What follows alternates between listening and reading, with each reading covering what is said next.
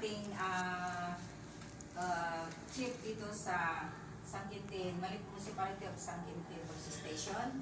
At narito po kami, mga kasama ko SB Media, news correspondent, para po alamin sa inyo, sir, kung ano po ang kaliwanagan patungkol po dito sa boat sailing and boat buying po, na alam po natin na pwedeng mangyari o maganap sa darating na election po, is May 12, 2025.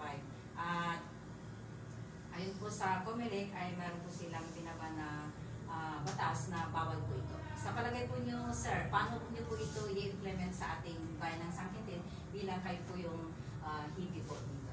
Yes po, magandang katanungan po yan. Magandang umaga po sa ating lahat, sa ating mga nanonood po sa SB Media, which is very supportive po dito sa San Quintin Police Station. With regards po sa boat buying and boat sale, ito po kasi yun. Noong January 28 po at 2025, nagbaban na po yung COMELEC po natin ng COMELEC Resolution 11-10-4. Ito yung pagbubuo ng committee kontra bigay. Dito po sa San Quintin Police Stations with the COMELEC San Quintin po na pinamumunuan po ng ating COMELEC officer na si Sir Bienvenido Azurin. Bali, nag-activate na rin po tayo ng committee po natin. Yung committee po natin na yun is siya po yung nag-oversight at tumitingin po kung may mga ganito pong mga any incident. Ito po yung one natin para at least babantayan po natin hanggat maaari na maging fair po yung ating election po dito sa San Quintin. Okay po. Salamat po. So, ang ating mga kapulisan ay talaga pong makikisa po sa batas na ito na talaga pong pinagbabawal ang boat sailing at boat buying po sa ating election. Yes po ma'am, bali yun po yung gagawin natin at magagawa lang din naman natin ang mga bagay na yun with the support of our community. Kasi ang ating mga community, sila yung mga eye watcher natin. Katulad po ninyo na very concerned po kayo dito sa San Quintin, na palagi pong tumutulong. Kayo po yung magiging eye watchers po natin. Tulungan niyo po kaming at least po natin na maganda po yung election natin na wala pong kumukuha or kanilang binibenta yung kanilang boto. Sabihan po natin, with your help po sa ating mga media, with your help po, let's disseminate ng pagboto para hindi po ma-influensyahan ay gawin po nila yung kanilang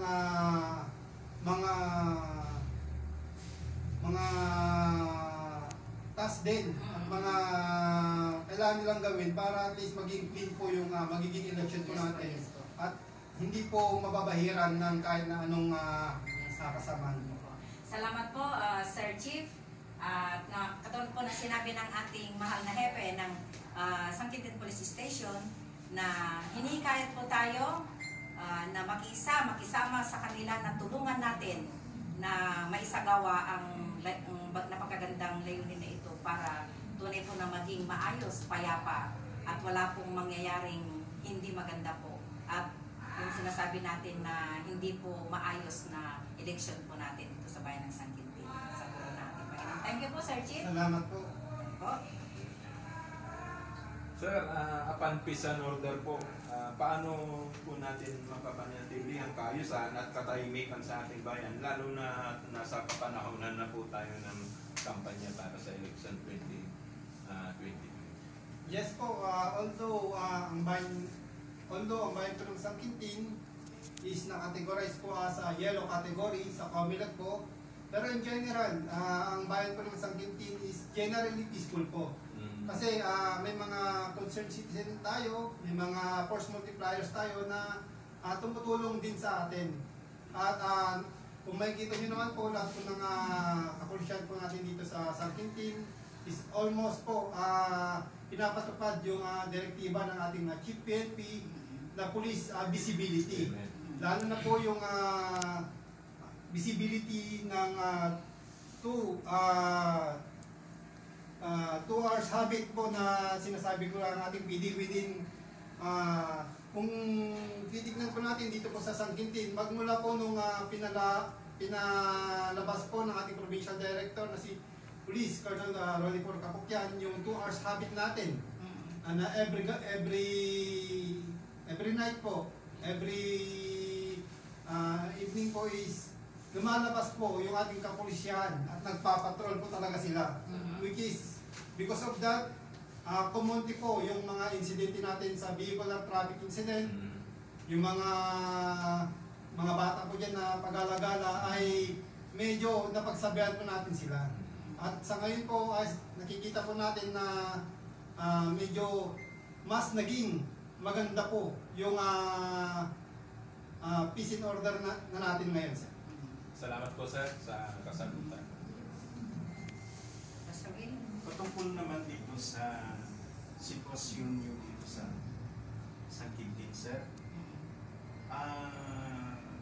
Kumusta ang kapulisan dito sa ating bayan ng San Quintin? Tama na ba yung bilang nyo na para ma-hold nyo o manmanan nyo ang mga pangyayari dito sa San Quintin?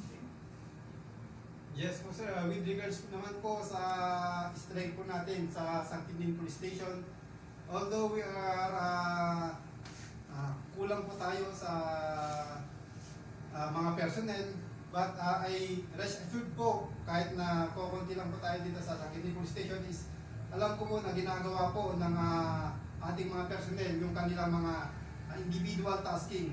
And kahit na kukunti po kami dito sa San Quintin Police Station, very supportive naman po ang ating second PMFC dito sa May Tayug, na palagi po kaming nirorondahan dito sa San Quintin, which is nagbubus po ng anti-criminality din po sa atin.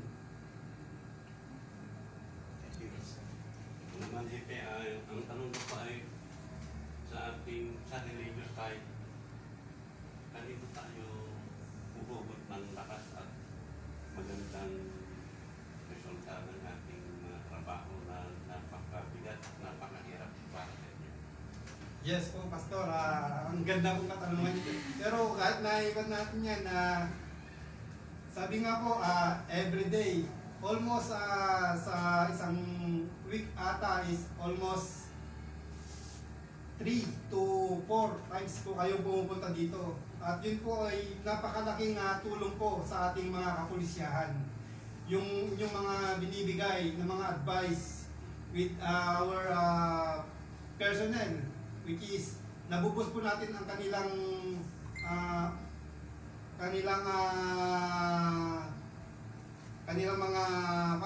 mga religious belief, wherein talagang dahil po sa Panginoon, talaga, siya po talaga yung talagang makakapagbigay sa atin ng kalakasan.